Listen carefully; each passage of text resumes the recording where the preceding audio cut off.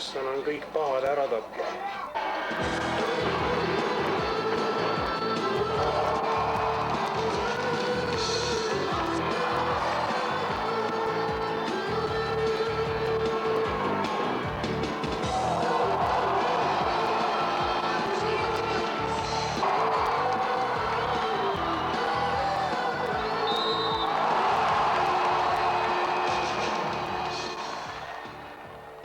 He's a lot of fun. I was a bit disappointed he didn't come back to Kazan because I went back there. I was looking forward to playing with him again, but he's a lot of fun and he doesn't take basketball too serious, and that's good for me because I'm the same. When you meet last time? When we meet last time, every time I come through Moscow now, we catch up and have a few beers, but I mean Coca-Colas, and no, it's Moscow is very central. We come here a lot. There are 6 teams, so very easy now. Tegelikult see on viga.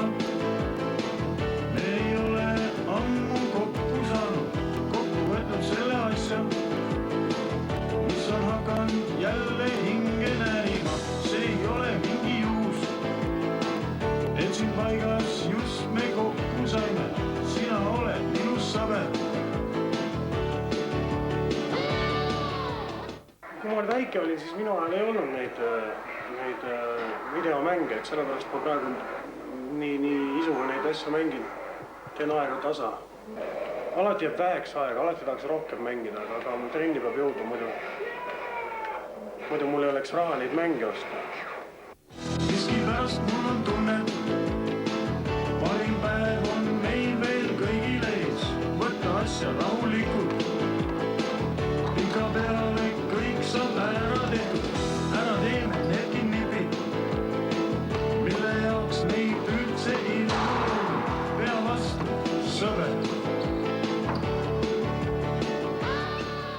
Помимо своих баскетбольных успехов, Мартин просто хороший парень. И это тоже играет большую роль. И это одна из причин, что мы часто его снимаем в программах. Он с хорошим юмором, хорошо говорит, хорошо работает на камеру. Значит, у меня есть 2 штрафного броска. Это очень важный, как вы знаете, позапрошлый год я промазал все 7 штрафных против Перми. За Перми играл против Динамо. Дубль 2. Да, дубль 2.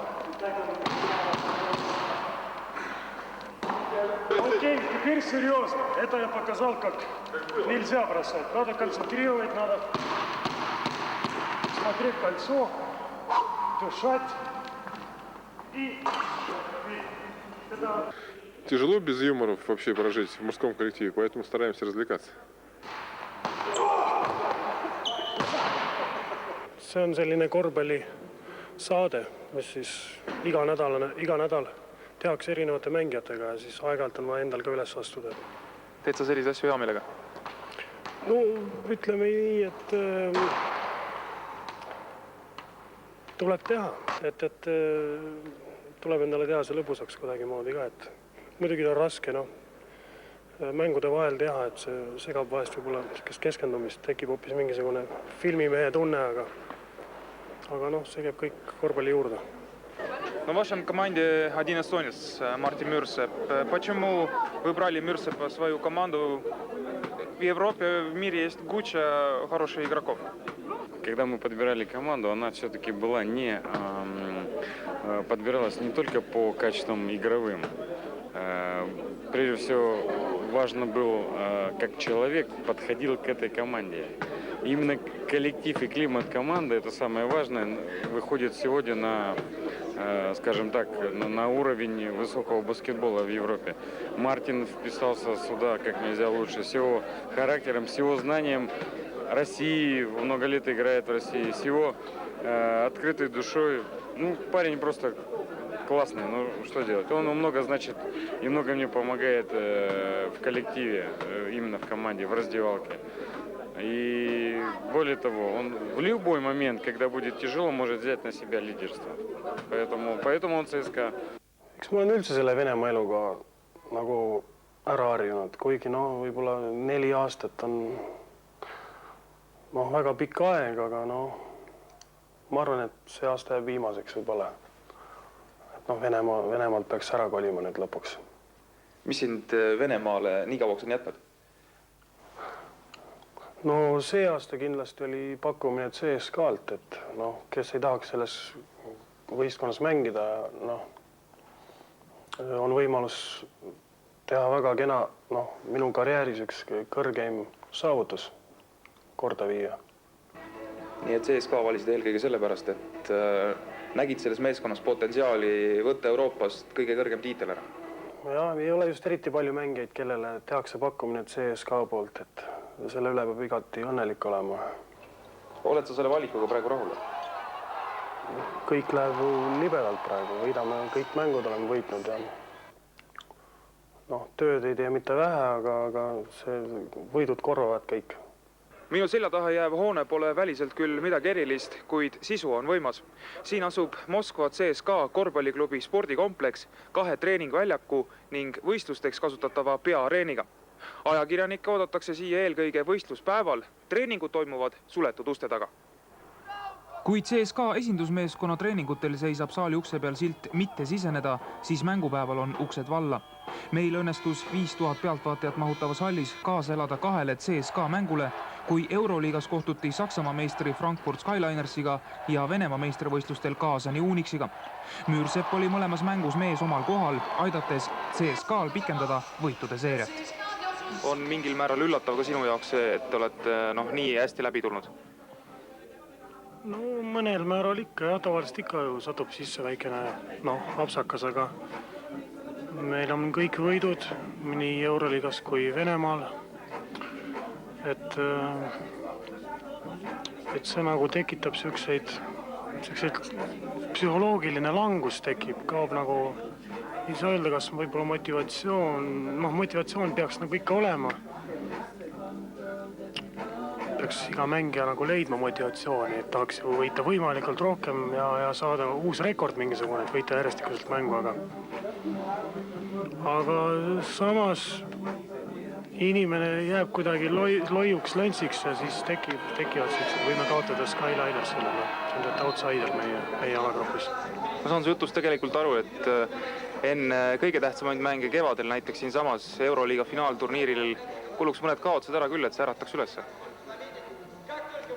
Kes kaotada tahab, nagu meelega ei taha keegi kaotada, aga loomulikult see oleks õpetlik ja ma arvan, et see ei tuleks isegi kahjuks võistkonnale.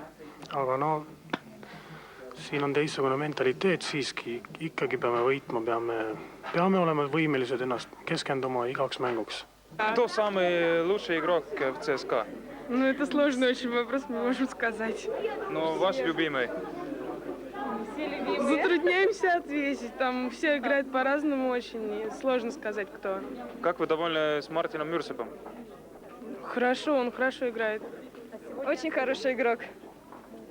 Сегодня? Сегодня особенно хорошо играл. Молодец, мы рады. Kodused mängud toimuvad CSKA-l enamjaolt täis maja ees.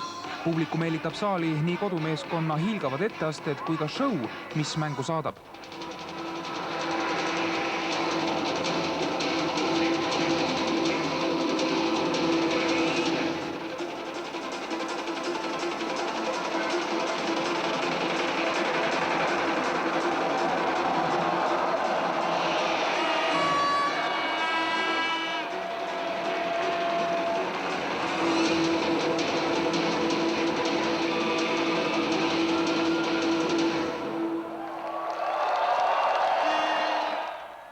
See on see, et mäng ei hakka mitte siis, kui palju üles visatakse, vaid mäng hakkab juba riietusruumist.